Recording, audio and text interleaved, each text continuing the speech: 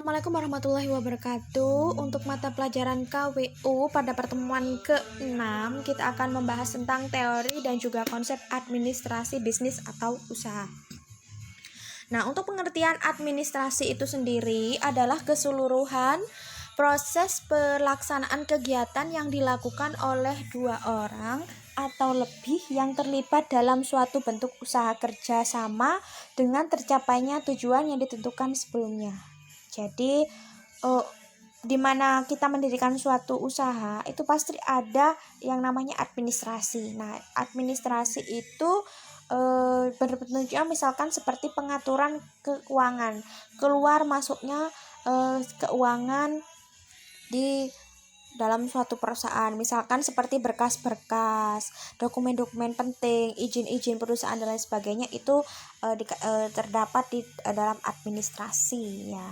Kemudian pengertian administrasinya sendiri itu adalah menurut Leonard the White is the process common to all groups, efforts public of private, civil of military, large scale or small scale. Nah, seperti itu. Jadi intinya administrasi itu yang dia didapatkan proses dari suatu perusahaan ya. Jadi administrasinya itu terdapat pada di bagian grup perusahaan juga ada, baik usaha perorangan dan juga usaha bersama. Nah, jadi untuk baik untuk sipil dan juga militer. Jadi baik itu usahanya besar pun atau kecil itu ada sistem administrasinya. Kemudian ciri-ciri pokok administrasi. Nah, tujuannya sekelompok orang kerjasama pembagian tugas dan juga kegiatan yang runtuh dalam proses.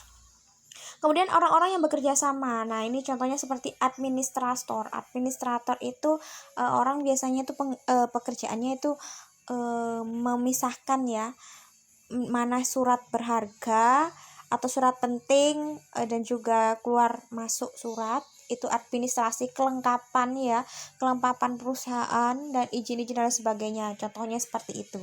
Kalau untuk manajer, nah manajernya itu sendiri itu di perusahaan pasti memiliki manajer, apalagi perusahaan-perusahaan yang besar ya.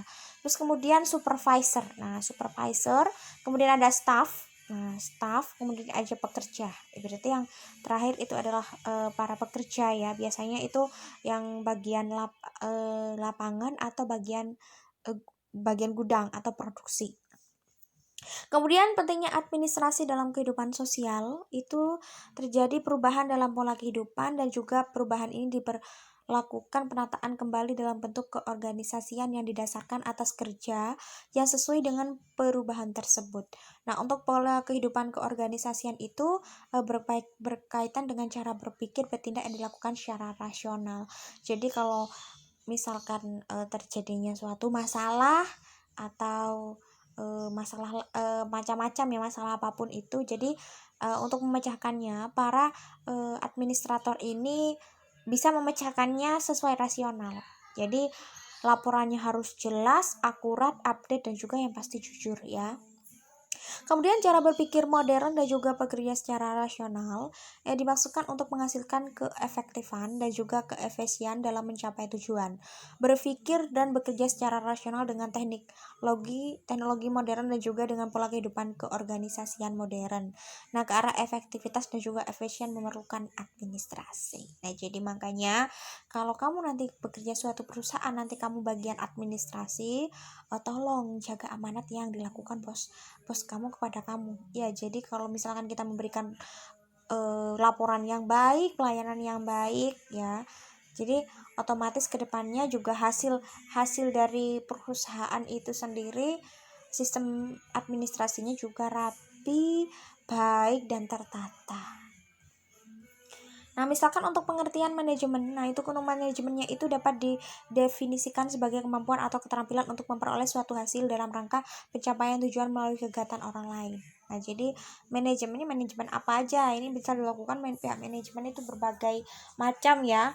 Jadi misalkan ada 2 orang manajemennya, bahkan lebih kalau perusahaan banyak itu biasanya pihak-pihak manajemennya, anggota-anggotanya itu banyak sesuai dengan masing-masing tugasnya.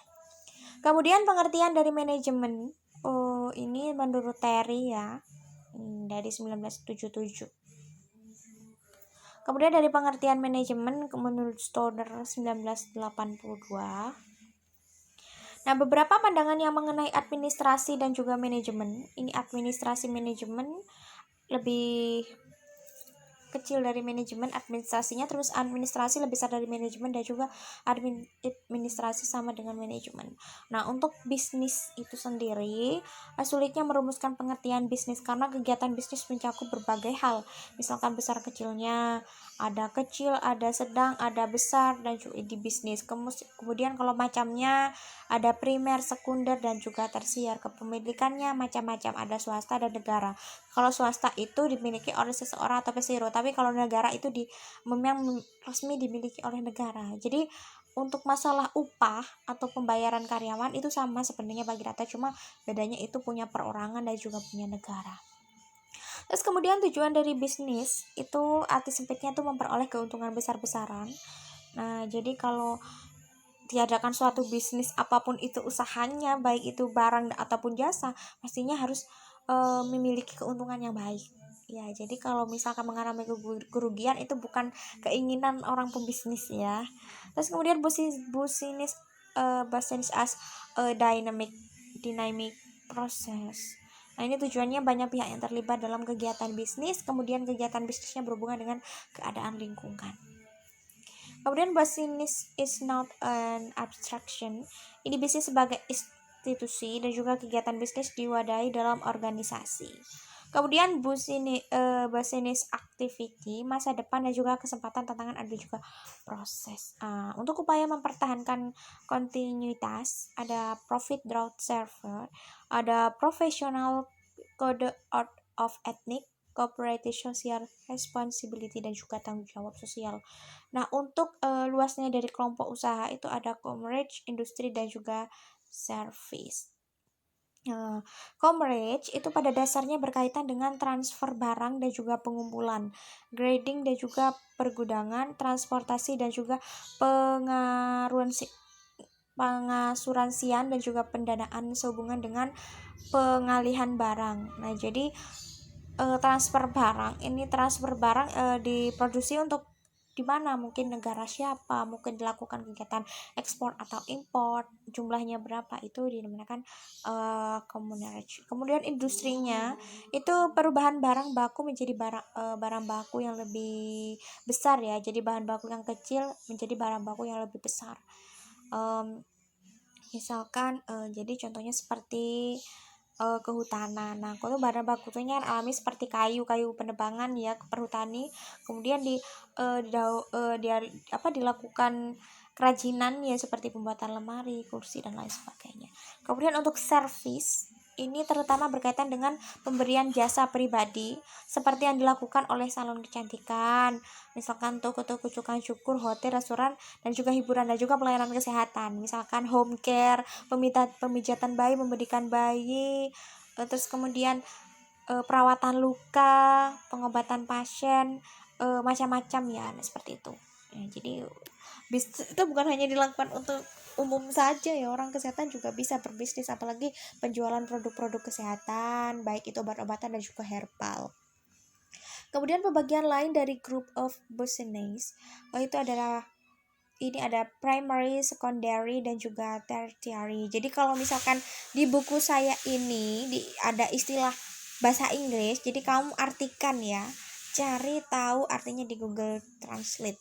Jadi sebenarnya ini saya business itu jadi menurut pakar jadi luar negeri, jadi isinya itu bahasa Inggris.